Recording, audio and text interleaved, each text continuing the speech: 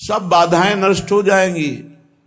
जीते विनायक शुभ शुभ विघ्न करे नहीं कोई, विघ्न करे नहीं कोई, डरे कलिकाल कष्ट भय, हरे सकल संताप, हरसि हरि नाम जपत जय। प्रतिपल तू नाम जप, कोई भी बड़े से बड़ा विघ्नकारी अनिष्ट तेरा मंगल नहीं कर सकता। जिसकी जिह्वा पर नाम है तो जिते विनायक शुभ शुभ विघ्न करे नहीं कोई, क्योंकि बहुत बड़ा रक्षक नाम जिह्वा पे विराजमान है, बहुत बड़ा पहरेदार नाम है, अंगरक्षक है। नाम पाहरू दिवस निश, रात दिन जो नाम जप करते हैं उनको किसी अन्य के भरोसे, अन्य के आश्रय, अन्य की आशा पूर्ति की चाह छोड़ देनी चाहिए। तभी वो अनन्य निष्ठा वाला ये अनुभव कर पाएगा कि हर समय प्रभु हमारी रक्षा करते हैं। जो नाम जप करते हैं हर समय प्रभु रक्षा करते हैं। उपासक सोता है और प्रभु जागकर उसकी रक्षा करते हैं। गोस्वामी तुलसीदास जी की रामचरितमानस की कृति को गंगा जी में प्रवाहित करने के लिए दो ईर्ष्यालु गए तो देखा कि दरवाजे पर श्याम गौर जोरी राम लक्ष्मण जी धनुष बिल्कुल प्रत्यंचा खींचे हुए खड़े। भयभीत होकर दूसरे दरवाजे वहां भी देखा। भक्त चैन से सोता है और भगवान जागकर उसकी रक्षा करते हैं। विश्वास करे, बस आश्रय भरोसा दृढ़ करके छिन छिन नाम जप करे। नाम जप अगर जीवन में नहीं है तो जीवन व्यर्थ का जीवन है। छल कपट करके रुपया कमा लो, तुम्हारे किसी काम रुपया नहीं आएगा। खाओगे तो रोटी दाल ही, रुपया तो खाओगे नहीं। और भगवान चराचर को भोजन दे रहे हैं, कोई ऐसा नहीं कि भूखा हो। जो दो रोटी में तृप्त हो जाता है उससे दो रोटी देते हैं, जिसे 2 कुंतल चाहिए उसे 2 कुंतल का आहार देते हैं। भगवान सबको आहार देते हैं। अगर तुम मनुष्य शरीर धारण करके केवल आहार और भोग और रुपया पैसा मान प्रतिष्ठा में जीवन नष्ट कर दिया तो क्या दुर्लभता रही इस मनुष्य जीवन की। 84 लाख योनियां, ये निद्रा भय आहार मैथुन सबके है। फिर कहा गया बड़े भाग मानुष तन पावा, सुर दुर्लभ सदग्रंथन गावा, साधन धाम मोक्ष कर द्वारा, पाए न जे परलोक सम्हारा। बड़ा दुर्लभ, देव दुर्लभ मनुष्य शरीर है। सबका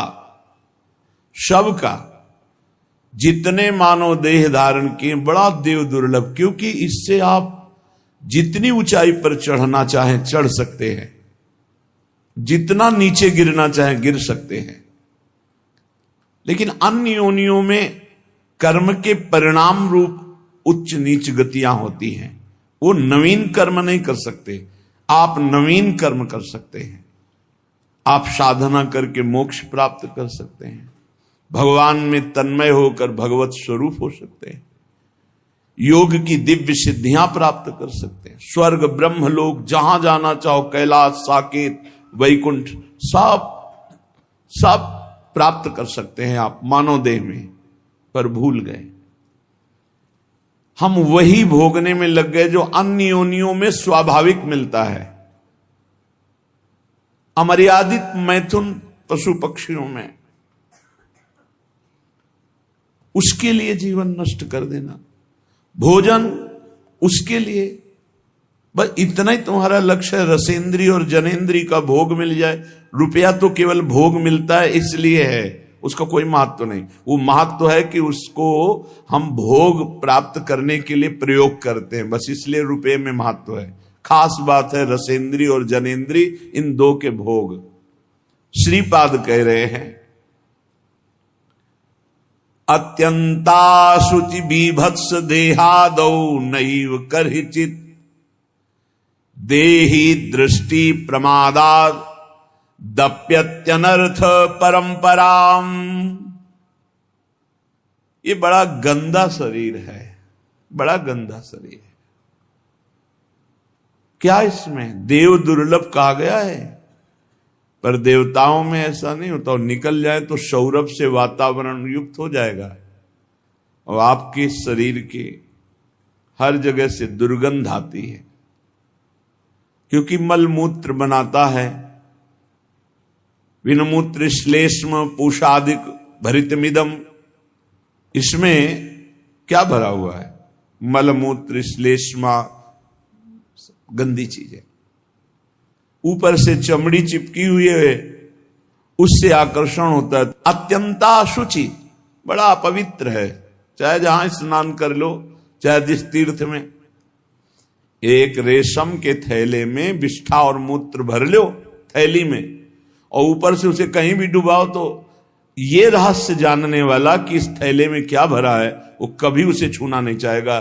चाहे जिस पवित्र स्थान में उसको गोते लगा के लाओ, यही लगेगा यह पवित्र है। इसलिए श्रीपाद करें अत्यंता अशुचि बीभत्स घृणास्पद और अपवित्र। क्यों? यही मलाशय मूत्राश्रय है, ऊपर से चमड़ी केवल है। हम नहा लिए तो बोले हम पवित्र हो गए, वो है अंदर। पवित्र तो हो गए जब भगवान का चिंतन होगा। अगर भगवान का चिंतन नहीं तो आप कहीं भी आओ, पवित्र नहीं हो सकते।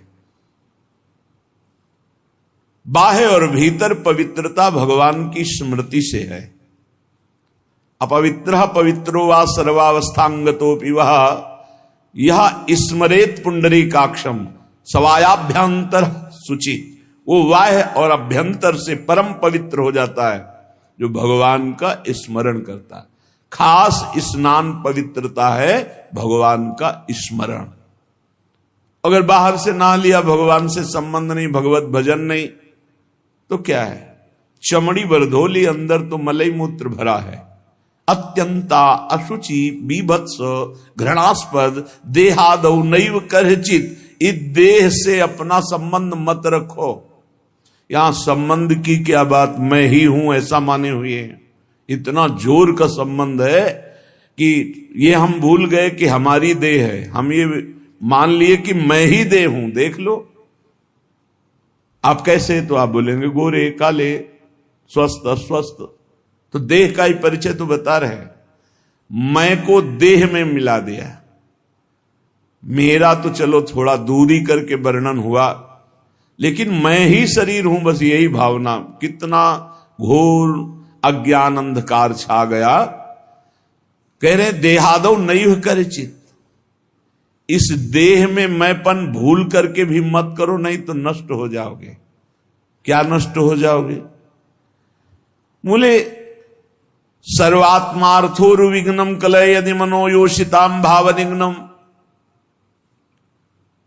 तुम्हारा परम मंगल होने के लिए मानव देह मिला और तुमने अपने को देह मान लिया, स्त्री मान लिया, पुरुष मान लिया। भोगों के लिए मन ललचाएगा, क्योंकि देह भाव में भोग है। भगवत भाव और ब्रह्म भाव, दास भाव, सख्य भाव, कांता भाव, इनमें कहीं काम नहीं है। ये जो सिद्ध भाव है इनमें काम नहीं। देह भाव में ही सारी कामनाएं विकार हैं। अगर तुम इस अपवित्र देह में मैं को मिला दिया तो इसका परिणाम होगा बार बार जन्म, बार बार मरण, अशांति, चिंता, शोक, दुख, ये सब प्राप्त होगा। सर्वात्मार्थोरुविघ्नम, ये परम आनंद में भारी विघ्न है शरीर। कब? जब मैं को शरीर में मिला दिया। अगर मैं को अलग करके देख रहे हो जो है, और शरीर को अलग करके देख रहे हो, तो आप इस पर शासन कर लोगे। नहीं, ये गलत आचरण है, नहीं होने दूंगा। और मैं जब शरीर बन जाओगे तो आपको सुख बुद्धि होने के कारण ये ज्ञान होने पर भी कि ये गलत है, आप नहीं रोक पाएंगे। सर्वात्मार्थोरुविघ्नम, केवल विघ्न ही विघ्न होगा, भारी दोष। शरीर राग से इतने दोष पैदा होते हैं, जितने ग्रंथ और पंथ हैं सब इसी के हटाने के लिए है, शरीर राग मात्र के लिए। शरीर राग से अन्य राग सब हैं,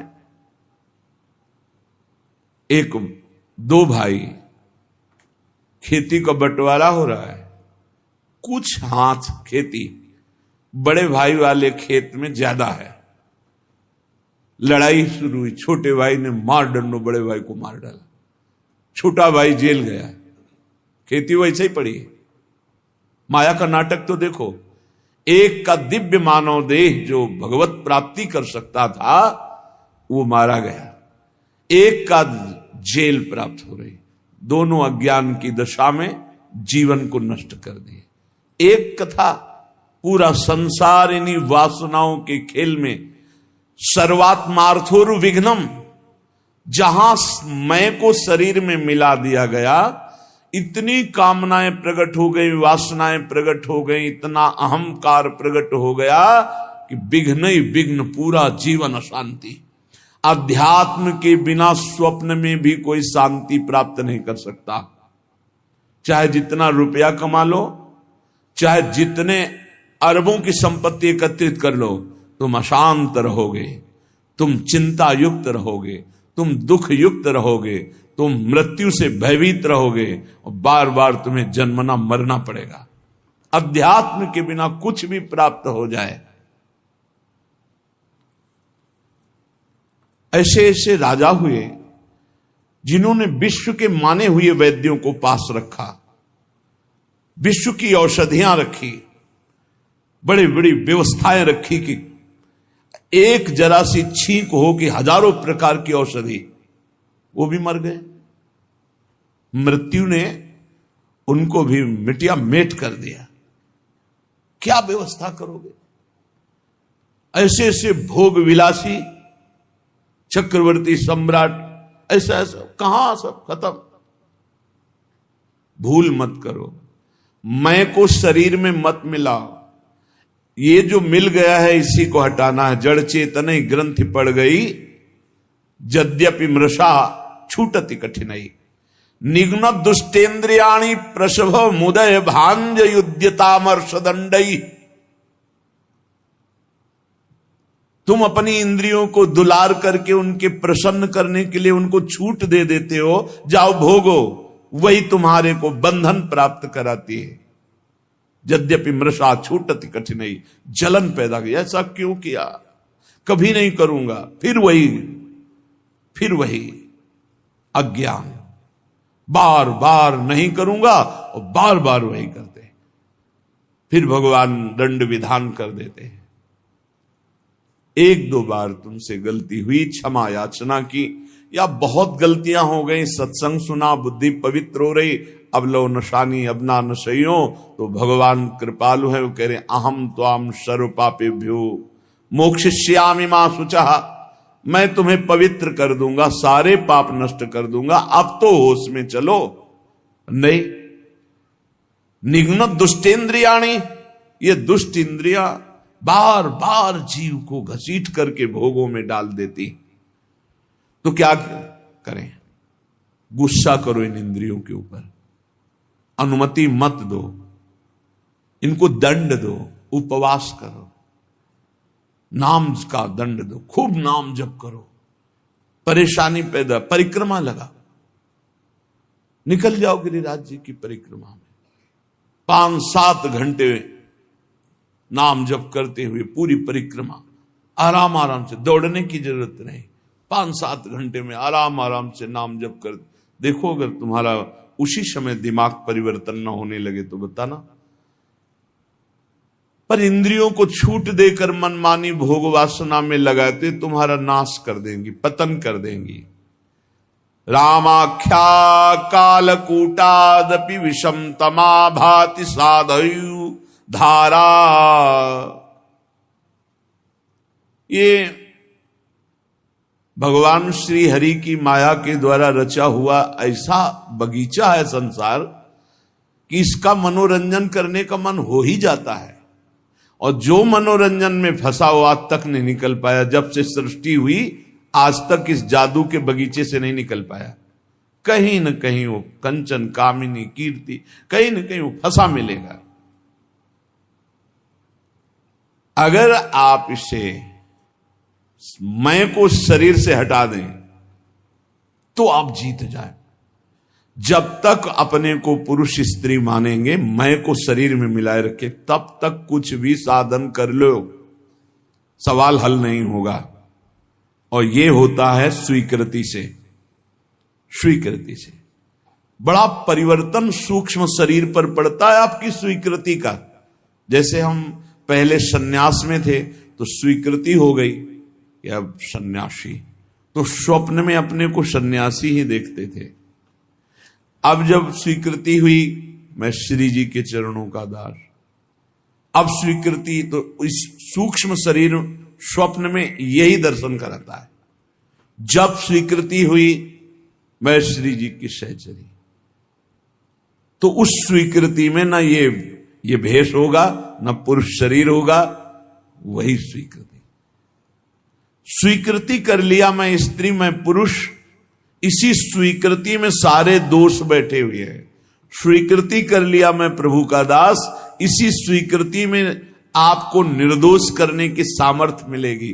पूर्ण निर्दोष अवस्था इसी में। आपकी स्वीकृति कमजोर है। आपसे एक शब्द में कहें तो पूरा खेल स्वीकृति का है। वेदांत केवल तुम्हारी स्वीकृति को बदलता है। कौन हो तुम? बोले तुम ब्रह्म हो, तत्त्वमसि। तत् वह जो परमात्म तत्व है, त्वम आसि तुम ही हो। स्वीकृति करो। बोले अहम ब्रह्मास्मि, अहम ब्रह्मास्मि, मैं ब्रह्म हूं। स्वीकृति तो बोले अहम ब्रह्मास्मि, अहम ब्रह्मास्मि। तो क्या हुआ? बोले ब्रह्मविद ब्रह्मयु भवति, वो ब्रह्म हो गया। मैं पुरुष में स्त्री तो भोगी हो गया। नारकी गतियों को प्राप्त कराने वाली चेष्टाएं शुरू हो गई। खास बात समझनी, मैं को शरीर में स्थापित करना दुर्गति का कारण है। मैं को ब्रह्म में, मैं को भगवान के चरणों में, नाम में, रूप में, लीला में, धाम में स्थापित करना। मैं प्रभु का दास हूं, इसलिए अपने स्वामी का हर समय नाम जप करता हूं। मैं प्रभु का दास हूं, इसलिए हर चेष्टाएं अपने प्रभु की प्रसन्नता के लेकर बदल गया, जीवन बदल गया। जब हम प्रभु के चरणारविंद की शुद्ध शरणागति स्वीकार कर लेते हैं तो हर विधान बड़ा मंगलमय होने लगता है। एक बार गीता वाटिका गोरखपुर में अखंड नाम संकीर्तन चल रहा था। पूज्य भाई जी श्री हनुमान प्रसाद पोद्दार जी महाराज की कृपा से बहुत ही मांगलिक दिन कट रहे थे। भगवत चर्चा हो रही, अखंड नाम कीर्तन हो रहा, बड़े बड़े महापुरुष आ रहे हैं। तो बहुत से संत महात्मा भी वहीं विराजमान थे। पूरा मांगलिक, एक मिनट भी कहीं 24 घंटे में कोई प्रपंच वार्ता नहीं। गीता वाटिका में पूज्य बाबा, राधा बाबा और भाई जी महाराज। रात का समय 50 फूस की झोपड़ियां बनाई गई थी जिनमें बड़े बड़े संत महात्मा आकर रुके हुए थे। तो लालटेन टंगी थी। लालटेन से कब क्या कैसा हुआ, घटना कैसे घटी, झोपड़ी में लालटेन टंगी है, कैसे क्या हुआ कि वो लालटेन गिरी, तेल फैला, उसमें आग फैली, वो झोपड़ी में लगी, एक झोपड़ी से दूसरी झोपड़ी, और सब संत महात्मा साधक झोपड़ियों में शयन कर हाहाकार मच गया। जल्दी जल्दी जो निकल पाए नहीं, कूद करके लोग कंबलात से ढक कर जो सो रहे थे उनको उठाकर बाहर लाए। बड़ा हाहाकार मच गया। प्रचंड अग्निदेव ने रूप धारण किया। सब झोपड़ी तंबू सब खाक हो गई, राख हो गई। बहुत सी सामग्री हो। अब जो संसारिक लोग हैं, भक्ति के आकर्षण से आए हुए हैं, उनका देखो कीर्तन और भक्ति का ये स्वरूप। भाई जी के कान तक आवाज पहुंची। भाई जी ने कहा अग्नि का आवाहन किया जाता है, आहुतियां दी जाती हैं। अग्नि साक्षात भगवान है। हमने तो आवाहन भी नहीं किया, मेरे भगवान इस रूप में आकर के आहुति भी नहीं दी, अपने आप आकर भोग स्वीकार कर लिया। भक्ति की दृष्टि क्या है? मेरे भगवान पधारे हैं। भाई जी ने कहा कि कल जो आग लगी, तुम लोगों को आग दिखाई दे रही, मेरे को मेरे भगवान दिखाई दे रहे हैं। मुझे स्पष्ट दिखाई दे रहा, मेरे कीर्तन, मेरे भगवत चर्चा करने से भगवान अग्नि रूप धारण करके आनंद उल्लास से युक्त होकर के ये भोग स्वीकार किया। मुझे इस घटना में भगवान की कृपा दिखाई दे रही कि भगवान ने किसी का एक रोम भी नहीं झुलसाया, नहीं तो बहुतों के शरीर पूरे हो सकते थे, एक भी व्यक्ति नहीं मरा। और ये मेरी ही बात नहीं है, जो भगवान का शरणागत है उसको ऐसा ही अनुभव होता है कि भगवान की बड़ी कृपा हुई। नामदेव जी महाराज की कुटिया में आग लग गई, पूरा घर जल रहा था। लोग दौड़े, कुछ कंबल, कुछ वस्त्र आदि जो वस्तुएं निकाल पाए, बकाया सब जल गया था। नामदेव जी कीर्तन में मगन थे, कहीं एकांत में जब आए तो लोगों ने कहा बड़ी मुश्किल से ये वस्तुएं बचा पाए, और तो सब जल। तो उन्होंने कहा अरे भगवान आए मेरे घर और हमें तो स्वागत करना चाहिए आपने, और वस्तुएं निकाल, वो सब वस्तुएं उठा के आए। वो जो आग शांत जैसी हो रही थी, फिर धुआं उठा, फिर आग लगी, फिर वो भी जल गई। गांव के लोगों ने कहा क्या इनका दिमाग, और नाच रहे, मेरे भगवान अग्नि रूप में आए, सब भगवान की वस्तु भगवान ने स्वीकार कर ली। आह कितनी कृपा। सर्दी का समय था, आधी रात के बाद उसी राख में लेटे भगवान ने स्वयं गरुण जी के द्वारा मंगाए हुई दिव्य दिव्य लताएं औषधियों से ऐसा सुगंधित, पूरा वातावरण सुगंधित। लोग सुबह आए, देखे नामदेव जी की सुंदर कुटिया बनी हुई, और सौरभ से वो भगवान स्वयं। और भगवान ने अपना ऊपरी वस्त्र से नामदेव जी को उड़ा दिया था। उससे जान गए थे कि सब भगवान का किया हुआ है। दोनों में राजी हैं, आग रूप में आए, भस्म कर दिया, जय हो। आप आकर के ऐसा निर्माण, जय हो आपकी, जोई जोई प्यारो करे सोई। लोगों ने कहा महाराज रातों रात इतना सुंदर तृण का महल बन गया एकदम, और इतनी सुगंधित, इतना आकर्षण, हम भी बनवाना चाहते हैं। बोले हाँ, हमारा कारीगर बड़ा महंगा है। कितना रुपया लेगा? बोले जितना है सब जला दो, उसके बाद वो आएगा। अपने घर फूंक तमाशा देखे तब हमारा कारीगर आता है, एक भी नहीं बचना चाहिए। आसक्ति और राग का विषय। भाई जी महाराज बोले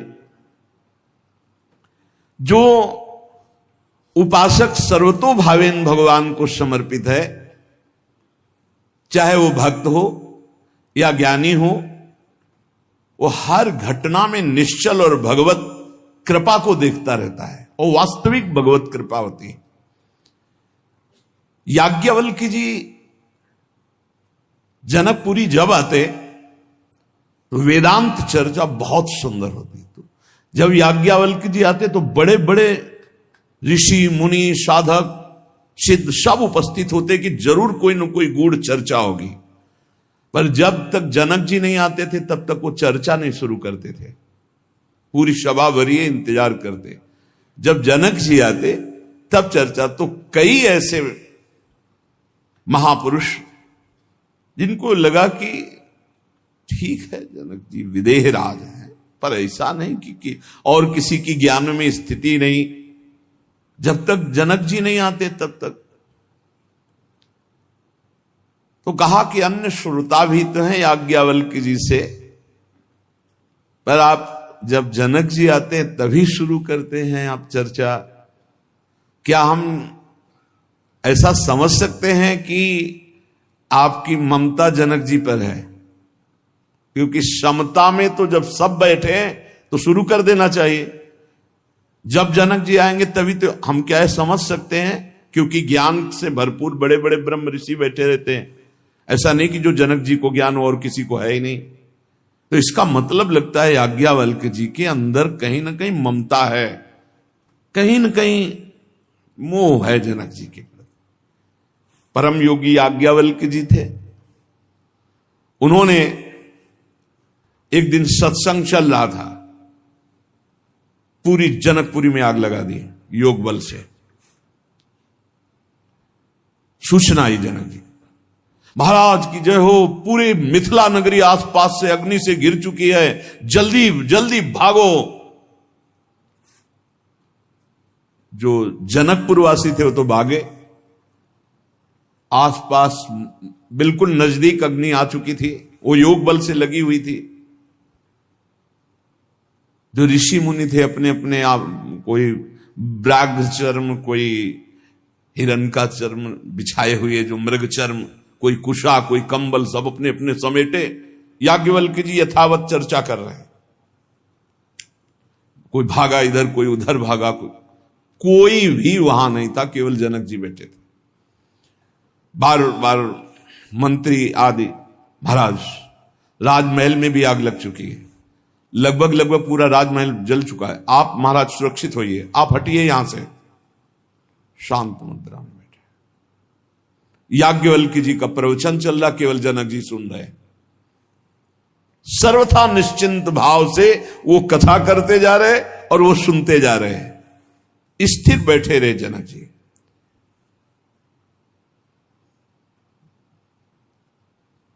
धीरे धीरे योग बल, किसी को पता नहीं था, योग बल से धीरे धीरे आग को शांत की। और तो नहीं आ पाए, जनकपुरवासी सब बड़े खेद में थे कि जब आग लग गई, ये जल गया, वो जल गया, वो जल गया। ऋषि मुनि बैठ गए। फिर याज्ञवल्क्य जी ने कहा, विदेहराज जनक,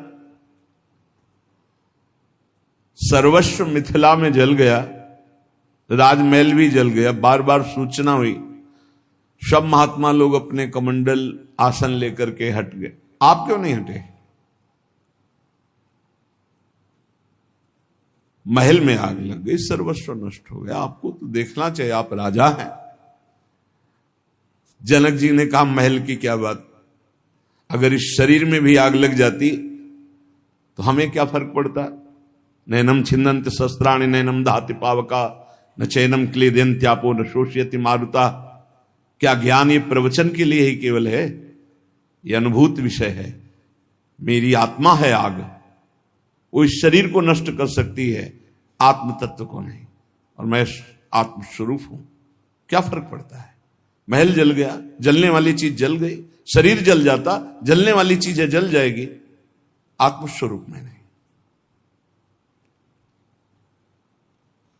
सब महात्माओं की तरफ देखा याज्ञवल्क्य जी ने कि आप सबके पास क्या था, इनके पास तो पूरा राज्य भस्म हो रहा था, महल भस्म हो रहा था, सब स्थिति थी, आप अपना अपना बागंबर मृगचर्म लेकर। तो ब्रह्म ज्ञान केवल बातचीत का विषय नहीं है, स्थिति का विषय है।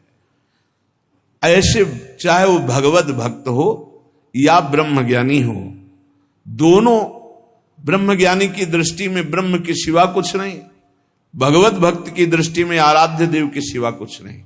फिर चिंता शोक भय किस बात की?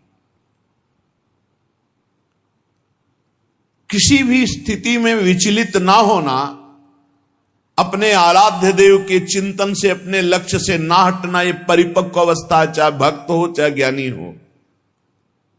देखो, इतनी बात तो तुम्हें मानना पड़ेगा कि भगवान का दो स्वरूप है, एक चिदानंदमय स्वरूप है और एक ये मायाकृत स्वरूप है। हैं भगवान ही वासुदेवा सर्वम। ये जो मायाकृत स्वरूप है ये नष्ट होगा, पक्का समझो। गुरु भगवान है, संत भगवान है, सब भगवान के स्वरूप है। ये जो मायाकृत है ये नष्ट होगा। गो गोचर जहां लगु मन जाई, सो सब माया जानो भाई, और इसका अंत होगा। इसमें पक्का विश्वास करो। जो अविनाशी चिदानंदमय भगवान का हमारे स्वरूप है, ना कभी कोई मार सकता है, ना काट सकता है, ना जला सकता है, वही हमारी आत्मा का स्वरूप है। सच्चिदानंद रूपा है। अब बाहरी तो फिर जहां हमारी मायाकृत दृष्टि देख पा रही वो जलेगा, वो नष्ट हो जाएगा, आज नहीं तो कल। भाव मानना, हम भावना करते हैं मायाकृत से मायातीत की। हमारी भावना जो मायातीत की, उसे आग नहीं जला सकती। हमारे प्रभु की महिमा को समझो। प्रभु केवल प्राकृतिक नहीं है, प्रभु केवल छवि में ही नहीं है। विश्वास करो, वो तुम्हारे हृदय में, तुम्हारे भाव में भी है।